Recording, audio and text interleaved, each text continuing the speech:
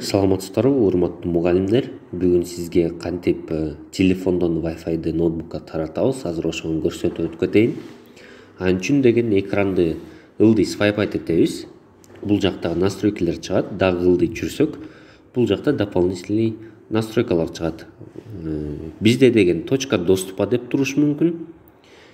Же бул оңго жылдырсак, ушул жакта болуп калышы мүмкүн. Азыр точка доступа же модем деп аталып турат. Эгерде точка доступаны тапсаңыз, басып турасыз. Басып бул жакта деген аты болот. Атын өзгөртсөңүз болот, умный школа дегенди.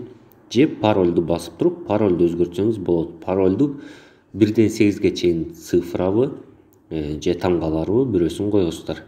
Кийин деген үстүнө чыгып туруп, могу включеноону включить кылып жылдырып коесуздар.